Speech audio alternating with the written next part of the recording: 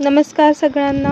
आज आपण क्वाथ चॅप्टर बघतोय, ज्यामध्ये हे क्वाथ 5 मार्काला क्वेश्चन येऊ शकतो किंवा तुमच्या पिरियडिक असेसमेंट किंवा टर्म एक्झाममध्ये 10 मार्काला सुद्धा देतात. तर त्यामध्ये फर्स्ट पॉईंट काय लिहिणार, डेफिनेशन, ज्याचं श्लोक लिहायचं आपल्याला. वन्नौ तु क्वाथितं द्रव्यम श्रुतम आहु चिकित्सिकाः. म्हणजे जे कोर्स पावडर आहे, 1 पार्ट ऑफ कोर्स पावडर घेणार आपण, त्यामध्ये 16 पार्ट्स ऑफ वॉटर ॲड करणार आणि ते मिश्रण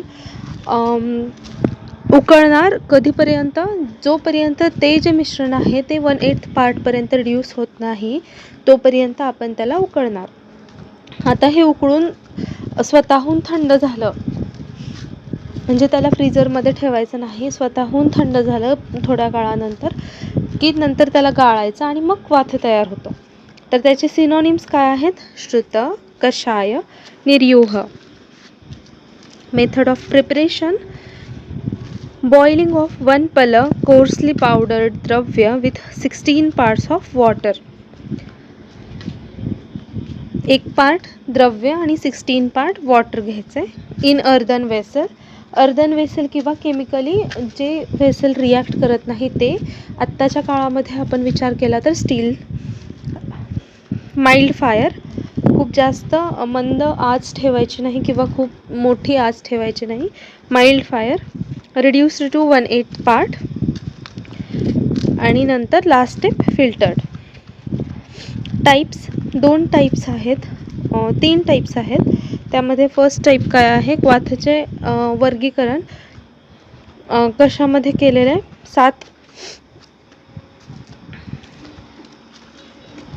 7 टाईप दिलेले आहेत. पाचन, शोधन, दीपन, शमन, तर्पण, क्लेदन, शोषी.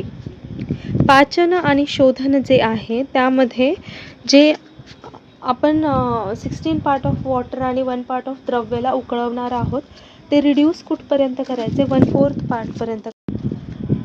दीपन, शमन, तर्पण, क्लेदन, शोषी यामध्ये 1/8 पार्टपर्यंत करायचे रिड्यूस.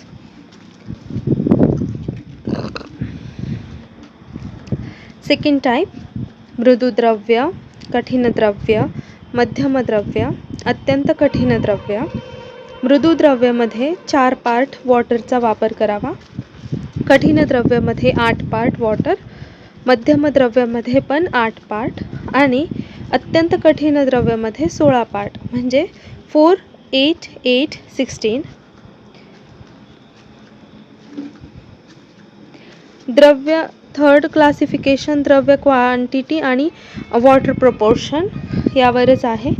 तर 1 कर्ष ते 1 पल म्हणजेच 12 ते 12 to 48 ग्रॅमपर्यंत जर असेल क्वांटिटी द्रव्याची, तर वॉटर प्रपोर्शन किती घेणार आपण? 16 टाइम्स.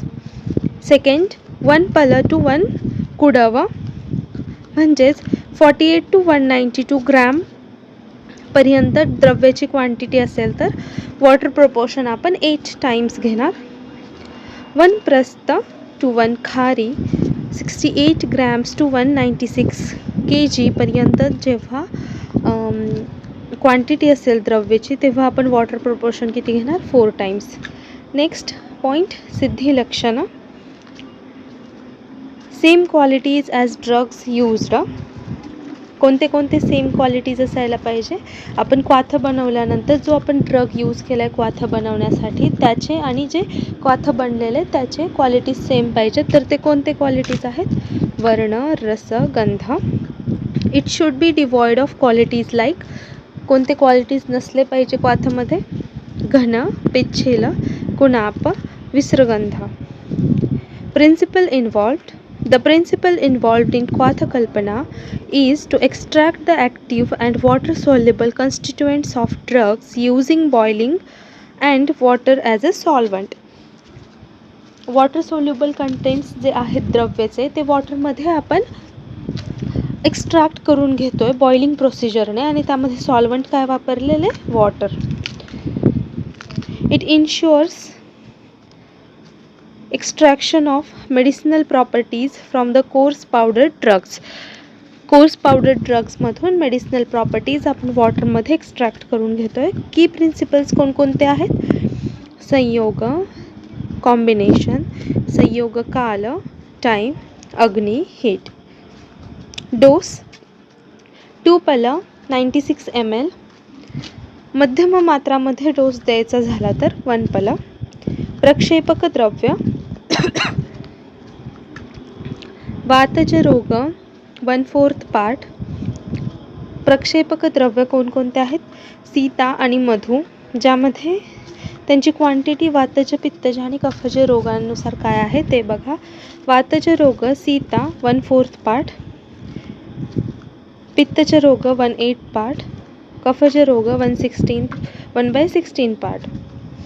वातज रोग मधु 1/16 पार्ट, पित्तज रोग मधु 1/8 पार्ट, कफज रोग मधु 1/4 पार्ट.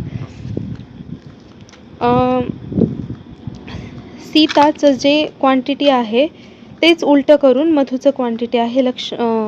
हे असं ॲज अ ट्रिक तुम्ही वापरू शकता. 1/4, 1/8, 1/16, 1/16, 1/8, 1/4. दुसरे प्रक्षेपक द्रव्यास कोणकोणते आहेत? जीरक, गुग्गुल, क्षार, लवण, शिलाजतू, हिंगू, त्रिकटू. ह्या सगळ्यांची क्वांटिटी किती आहे? 1 स्थान म्हणजेच 3 ग्रॅम ईच. शेल्फ लाईफ, क्वाथची शेल्फ लाईफ काय आहे? Instant use.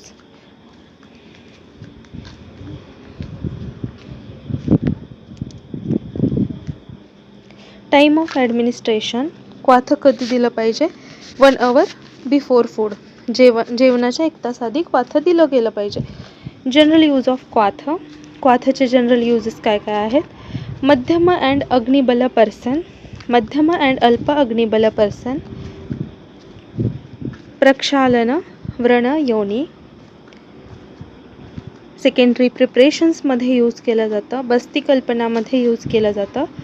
अणुपान, ॲज अ अणुपान आपण क्वाथ देऊ शकतो. भावन द्रव्यामध्ये यूज केलं जातं आणि नेत्रक्रियाकल्प म्हणून क्वाथचा वापर केला जातो. एक्झाम्पल्स, पहिलं काय आहे? पुनर्नव अष्टक क्वाथ. आता या नावामध्येच अष्टक दिलेले आहेत, त्याच्यामुळं जे इन्ग्रेडियंट्स असणार आहेत ते 8 असणार आहेत, हे आपल्या लक्षात आलं पाहिजे. इन्ग्रेडियंट्स पाठच करावे लागतात. तर काय काय इन्ग्रेडियंट आहेत?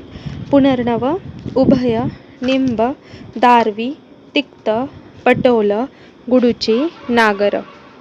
या सगळ्यांची क्वांटिटी काय आहे? All 1 part. सगळे सेम क्वांटिटीमध्ये घ्यायचे, 1 पार्ट घ्यायचे. आता मेथड ऑफ प्रिपरेशन आधीसारखीच.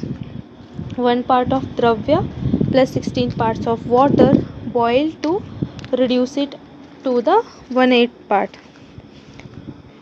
अणुपान काय आहे यासाठी? गोमूत्र.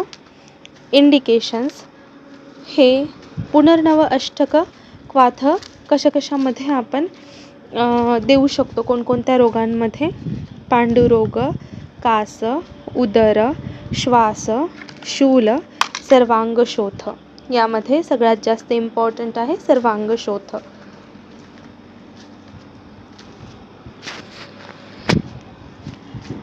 दुसरं प्रिपरेशन किंवा दुसरं एक्झाम्पल आहे रसना सप्तक क्वाथ. यामध्ये सप्तक शब्द आलेला आहे, त्यामुळे इन्ग्रेडियंट्स किती असणार आहेत? 7. पहिला रसना, गोक्षूर, एरंड, देवदारू, पुनर्नव, गुडुची, आरगवध. हे 7 इन्ग्रेडियंट आहेत, ज्यांची प्रत्येकी क्वांटिटी किती आहे? 1 पार्ट सगळ्यांची क्वांटिटी आहे. Method of preparation same. 1 part of coarse powder plus 16 parts of water boiled until reduced to 1/8 part. अणुपान प्रक्षेपक द्रव्य म्हणून आपण काय देणार यामध्ये? शुंठी चूर्ण. सुंठ जी आहे आपली, त्या सुंठची पावडर. सुंठ पावडर. आपल्या मनात अणुपान म्हणजे असा कन्सेप्ट असतो की फक्त द्रव्य लिक्विडच देतात अणुपान म्हणून, पण तसं नाही. बऱ्याच वेळेला चूर्णसुद्धा देतात अणुपान म्हणून. त्यामधीलच एक एक्झाम्पल आहे हे शुंठी चूर्णाचं. Important therapeutic uses. आता हे रसना सप्तक चूर्ण आपण क्वाथ आपण कशामध्ये देऊ शकतो? कोणकोणत्या आजारांमध्ये? जंघशूल, उरुशूल, पर्वशूल, त्रिकशूल, पृष्ठशूल सगळ्या प्रकारचे शूल आहेत, यामध्ये देऊ शकतो आपण. किंवा शॉर्ट फॉर्ममध्ये वातज रोग, वातज विकार जे आहेत त्यामध्ये आपण देऊ शकतो. मॉडिफिकेशन आता काय केलेलं आहे, काळानुसार बदल काय केलेला आहे त्याच्यात, तर प्रिझर्वेटिव्ज ॲड केलेले आहेत ज्याच्यामुळे त्याची शेल्फ लाईफ वाढेल. प्रिझर्वेटिव्ज कोणते ॲड केलेले आहेत, बेन्झोइक ॲसिड आणि सोडियम बेन्झोएट या दोन्हीपैकी एक असं प्रिझर्वेटिव्ज ॲड केले गेलेले असतात. तर प्रिझर्वेटिव्ज ॲड केल्यामुळे त्याचं कॉन्सन्ट्रेशन लेवल वाढतं, त्यामुळे डोस कमी होतो. तर माइल्ड प्रिझर्वेटिव्ज म्हणजे कॉन्सन्ट्रेशन मध्यम प्रमाणात असेल तर डोस काय आहे 30 to 40 ml. पण जर कॉन्सन्ट्रेशन खूप जास्त असेल तर डोस काय आहे 10 to 15 ml.